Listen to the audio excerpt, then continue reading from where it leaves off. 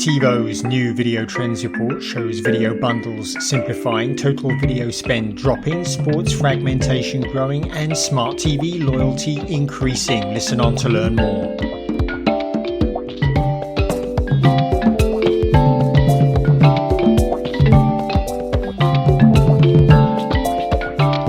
Welcome to this week's edition of Inside the Stream. This is Will Richmond from Video News, and Colin Dixon from Endscreen Media is with me as always. Hey there, Colin. How is everything for you this week?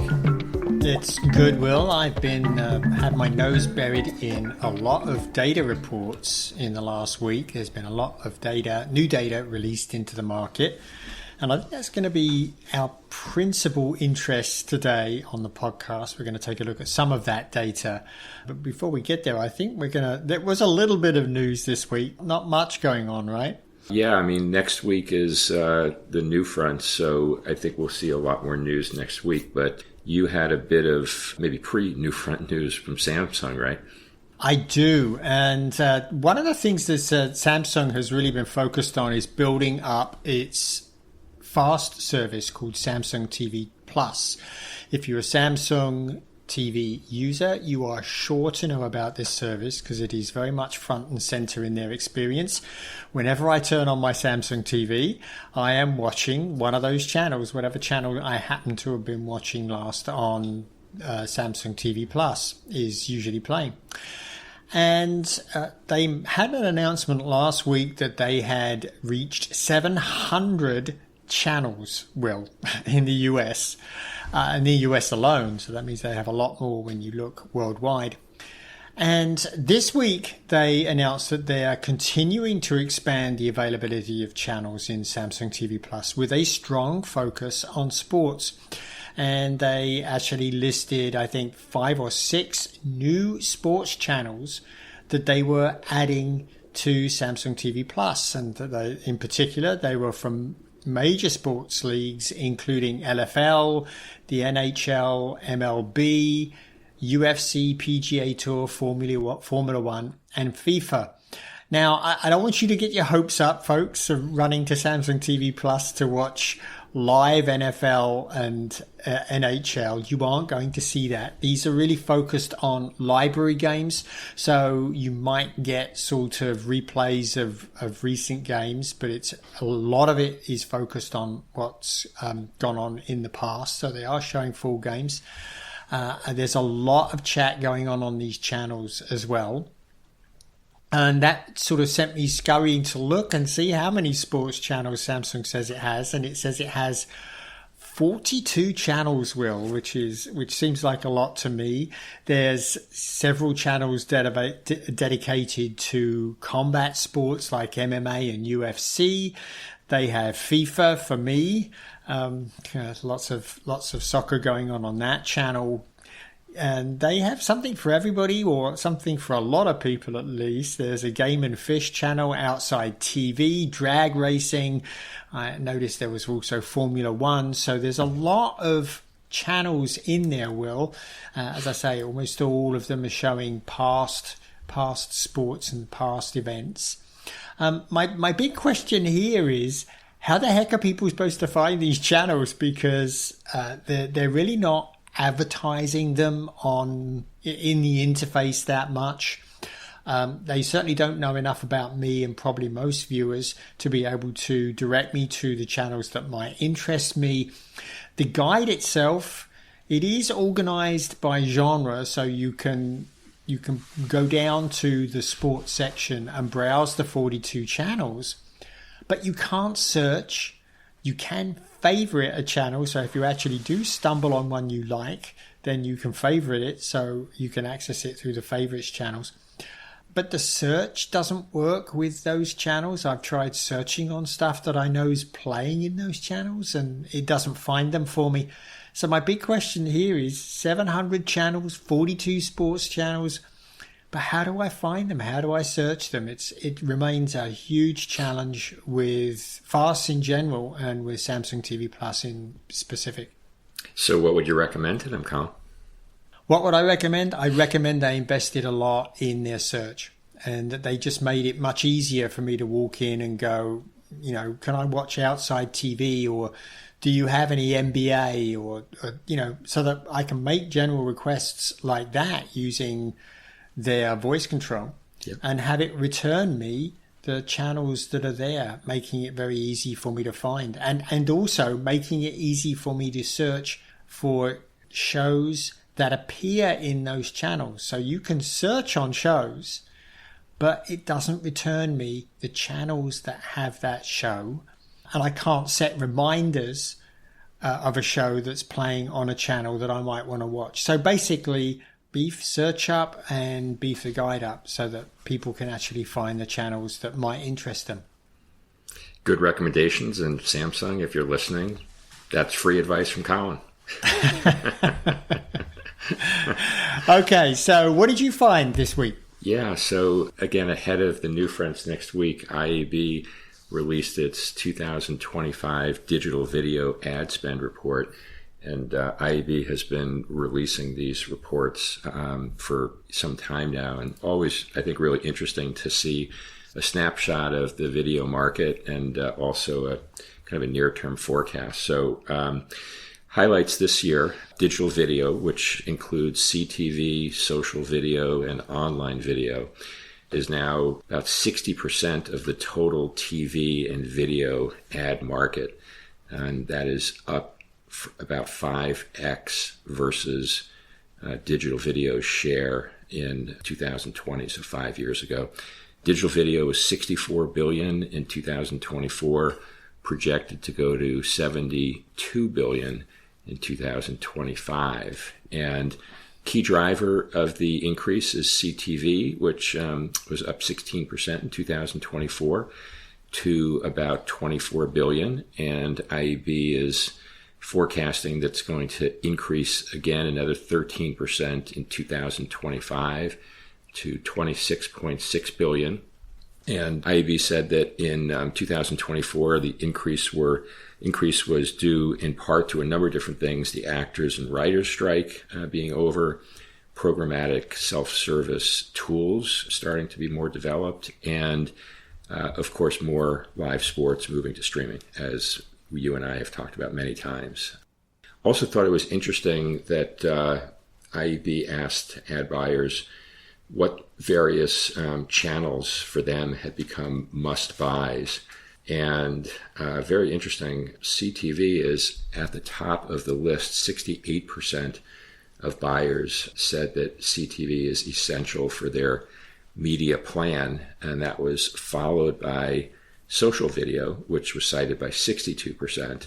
And then I think, as you noticed in this chart, broadcast TV, national broadcast and cable TV down at 39% in third place. And then just one other note that I'll make that I thought was interesting is that CTV's growth, IAB said, is primarily driven from allocations from other media, from other channels. And the number one source, no surprise given what I just said, the number one source is a reallocation from linear TV. 36% of buyers cited that.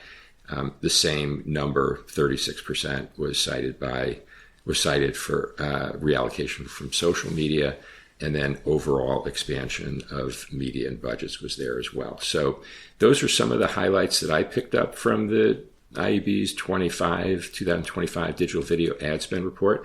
Did you see anything else, Colin? I didn't. You mentioned social TV, or social video rather. And in that IAB report, I was quite surprised to see social video, which has been sort of lagging CTV video advertising for the last few years, has actually eclipsed CTV advertising. It eclipsed it in 2024, and it is distancing itself from CTV advertising now. They are saying 26.6 billion for 2025 CTV advertising and 27.2 for social video. I was really quite surprised about that, and I'm wondering, it made me wonder how they're accounting for YouTube here, because it's kind of tough, right? Because a good proportion of YouTube video ad earnings is now coming from CTV, from people watching YouTube on CTV. Now, of course, there's still a large amount coming from smartphones and tablets as well, tablet viewing and PC viewing too. But I just wonder how IAB is accounting for YouTube. If they're counting all of YouTube's revenue in social video, I think that might explain some of that big growth, because, of course, YouTube just continues to grow by leaps and bounds. Its advertising revenue, I don't know how they keep doing it, but they have had substantial increases in YouTube revenue over the last several years. So that was one thing that really caught my eye in that data, Will. And the other thing was, and you already mentioned this, I just want to re-emphasize it, how low in the estimations of brand buyers traditional broadcast TV and cable TV has become. As you said, only 39% consider it a must-buy, and only 33% consider local broadcast and cable TV a must-buy. So that's a big fall from grace, with CTV occupying so much mindshare, 68%. I think that shows you the trajectory of the market, right? Absolutely. That's well said, Colin. And guessing that spread is only going to continue to grow in the future, right? I think so. And what we're seeing happening is, of course, the newest innovation is AVOD inside of SVOD, which is just growing by leaps and bounds. The majority of subscribers to SVOD these days are coming from ad-supported plans. So I can only see huge growth ahead for that. But maybe we're getting ahead of ourselves, because we're going to talk a little bit about this for our main topic of the day, right? Yeah, go for it. It's the new TiVo video trends report, which you're going to break down. I am, and there's a ton of stuff in here, and I will say that the TiVo video trends report, this is for Q4 2024. And TiVo have been doing this report forever, Will. And there's just what this gives them is just a lot of history, so that they can sort of spot trends. It is available free from TiVo's site. Will and I will include links to the report in our postings on both of our sites.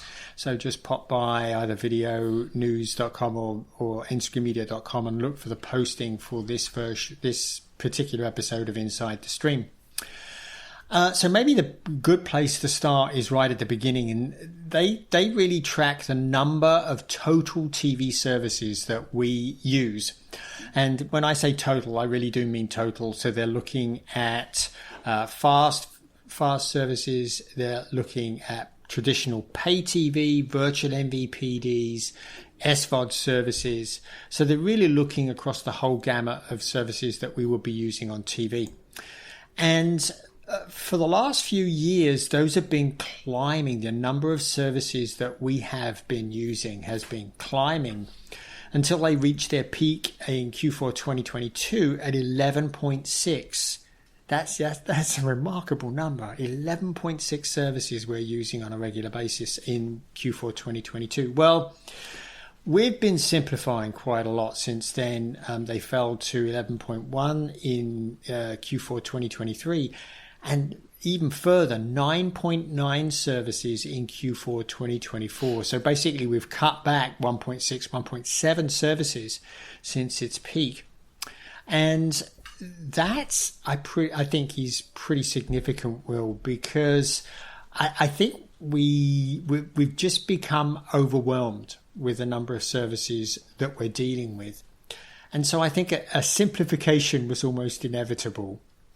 And interestingly, what TiVo says is that now with about 10 services, we actually feel like that's just about right. They say a strong majority of respondents feel as if the number of services they have now is, quote, just right, with the share of those who feel they have too many services declining slightly year over year. So I think, even though we've seen a big decline in the number of services that we're using over the last couple of years, I think we're heading for some stability. And I'll get back to that in just a second. The interesting thing, I think, well, this isn't stated by the TiVo report, but I think what's driving this actually is cord cutting. And you can see evidence of that in the amount people report that they're spending on their services. And as you would expect, that peaked in Q4 2022, which is when we hit 11.1 services, at $189.38 a month, which is an enormous amount. Well, it has now declined to $157.50. So that's a big decline. That's that's almost, well, it's a $30 decline, isn't it? Something like that. Mm-hmm. Yeah, $30. 33. Yeah. $33 decline over the last 2 years. And I've got to tell you, Will, I think this is coming from pay television. Pay television is by far the most expensive service that people use. And over that period, what we've seen is that pay television has lost 15 million subscribers. That's a 23% decline over that 2-year period. It's a 15 million decline. And bearing in mind that most people with pay television are paying a lot more than $100 a month for the privilege of having it, I think that it is the biggest contributor to the decline in how much people are spending each month on their television services. So with that, I'll pause and take a breath and let you opine. Yeah. I hear you on that slide in the TiVo report. That decline from basically $189 per month to back in Q4 22 to $157 per month in Q4 24. That $33 per month decrease. That's a huge number. And, I found myself kind of wondering what that would be driven by. I mean, it's actually even still less than what people were spending 3 years earlier, back in Q4 of 21, when the average reported was $170 per month. So, and one other thing I would say, of course, is that, we know that the cost for streaming services have, per streaming service basis, have gone up substantially over the past 3 years. So after accounting for the increases in streaming service prices, to still drop by $33 means that, a big slug was taken out. And I agree with you. I think the only slug that would account for that much would be pay TV. Yeah, you're right, Will. I mean, this is in spite of, over that period, I took a look at how much Disney has raised the price on Disney Plus and Hulu. So if you were subscribed to ad-free Hulu and Disney Plus over that period, you've seen prices go up 40%, which is way higher than the decrease that we saw. So I think that this really does sort of point the finger pretty definitively at traditional pay TV, which of course has been going up in price at the same time. So I have pretty much no doubt that this is really caused by that 23% decline in the number of US pay TV subscribers over that period. So what caught your eye in the report? Yeah, well, I mean, that certainly caught my eye. There's a number of different areas that I thought were interesting. Just back on sports, which of course we were just talking about the IAB report. The TiVo report noted that sports content is becoming increasingly fragmented, and there's some interesting data about 78% of people watch sports regularly, it says, but pay TV is cited by 40% as the primary way that they watch it. So that means there's a big chunk of people who are watching sports through other outlets, streaming obviously primarily. And also, I thought interesting was that 58% of respondents who do watch sports said that they're sometimes not able to watch specific sporting event that they're interested in because it's not available on any of the different TV sources that they use. And thought that was interesting. I'm not sure, I think that sort of reflects that drop off in pay TV subscribers because Generally speaking, I think pay TV, and certainly this is one of the reasons why the price is high, does a pretty good job of including relevant sports channels. There are some exceptions to that with some of the fights that have happened, the dropping of various regional sports networks, but on the whole, they're pretty comprehensive. And so I'm curious what how you read that, but the only explanation I had was that reflects people who are streaming only. Yeah, I think one of the things that seemed to come over from the report was they had the other stat that 40% noted that pay TV is the primary way they consume sports. We've talked a lot about the fact that sports are migrating online, and there's pretty much nothing you can't get online somehow now. And so that sort of as a backstop for pay television, it's really not working out very well. What is working out well, I think, for traditional pay TV is that it's a one-stop shop.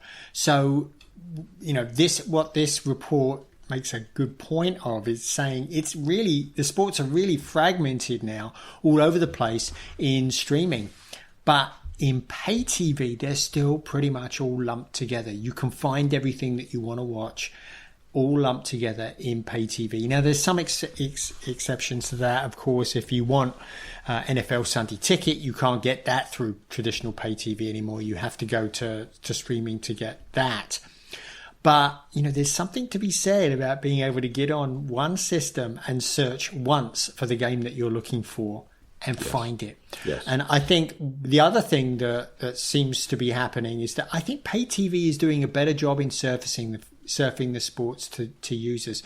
I don't know how well they're doing in customizing them, but it's just making it easier for people who are keen on sports to find the game that they're interested in. So I think that's still acting as somewhat of a backstop, but it's such a premium. You're paying such a premium for it. It's by far the most expensive TV service that you're going to get. So it's sort of a swings and roundabouts thing. If you want cheap, you can do cheap, but you end up chasing all over the place looking for sports. I was looking at WWBA is about to just start their new season, and the preseason games are scattered over quite a lot of services. So you'll have a tough time finding the game that you want to watch if you're not clear on exactly where all of them are playing. That will be a challenge, I think. So yeah, this fragmentation is probably one of streaming's biggest challenge with sports now. Yeah, agreed. And I'd just say one other thing, just that kind of jumped out at me was the loyalty that TiVo found that consumers have to their smart TV operating system. And just on this point, we've talked in the past about the evolution of people buying smart TVs and moving away from streaming media players. But amazingly, the streaming media player consumption level has remained about even over the past 3 years. So looking at Q4 of 24, 27% of people said that their primary way of watching streaming videos was through a streaming media player. Basically the same, give or take, as the 26.6% of people who cited a streaming media player back in Q4 of 21. Similarly, those citing smart TV as their primary source for streaming is now 48.4%, and that's roughly flat with 48% 3 years ago. So I guess all that's to say that the dynamics between smart TVs and streaming media players are pretty consistent over the last 3 years. There hasn't been much in the way of people dropping their streaming media players and replacing them with smart TVs, which I think there was some speculation in the marketplace about that people would be kind of dropping out of the streaming media player market and moving into smart TVs. So I thought that was interesting also. Did you happen to catch that too in the report? Yeah, it is interesting, and it sort of testifies to something that I felt to be true, but which, I've seen some very conflicting data on this, just like you. And that is that I think people, when they do buy a new TV, they sort of do default to the smart TV functionality that's built into the TV, or many people do. But that as TVs age, they're very happy to continue to use or start to use the streaming media on that TV, to continue to use the TV going forward. And why on earth not? What if a TV is perfectly good and providing a great picture and absolutely nothing wrong with it? Why on earth would you go and buy a new TV for the smart TV functionality? The answer is you don't. You go and buy a streaming media player, and people are still doing that. Fair enough. So let's see. We maybe have a couple minutes or so left. Is there anything else in the TiVo report that jumped out for you, Colin? Yeah, one of the things I sort of was heartened by the report data. I felt I was a bit nervous when I saw that big drop in the number of services that we're using, because I was wondering if we were looking at a potential big contraction, particularly in the SVOD world. But the other data in the report gave me a little solace to make me think, I actually think what we're doing here is reaching a more stable place.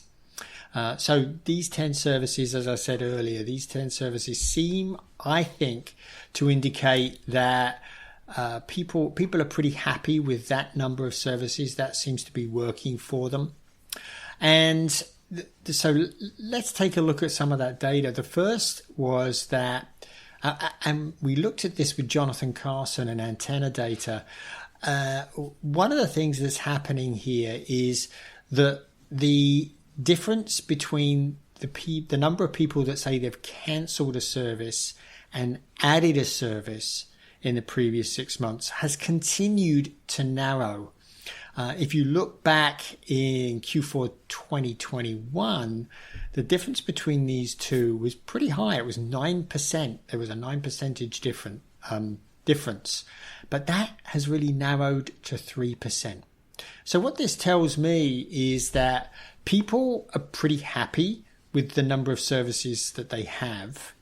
And if they want to add another service, it has to displace a service that they currently have.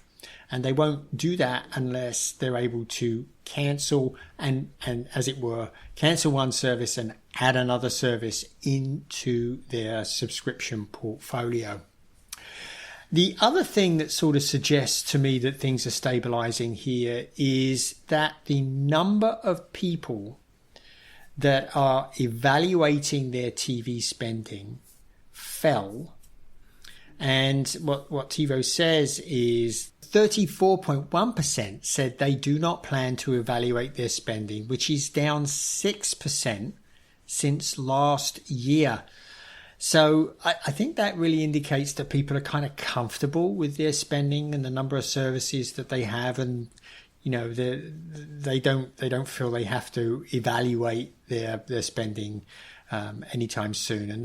And also the other interesting thing is that the top reason for cancelling an SVOD service was not price or a price increase. The top reason for cancelling a service was that there wasn't enough in the library to keep people engaged.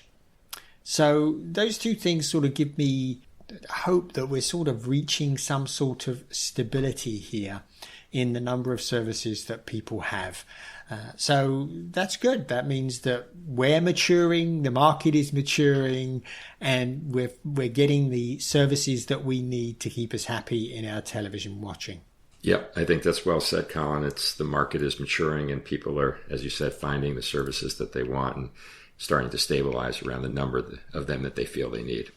Yep, they certainly are. Anyway, there's a ton more stuff in this report. Will and I have just sort of creamed off the top of some of the data that you can find here. Well worth picking up. As I say, stop by our sites and you'll find links to that report in our postings for this podcast.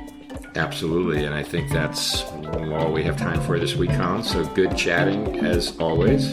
Yep, thanks, and good to talk with you as well. Okay, and thanks everyone for listening in on this week's Inside the Stream. We'll see you all again next week.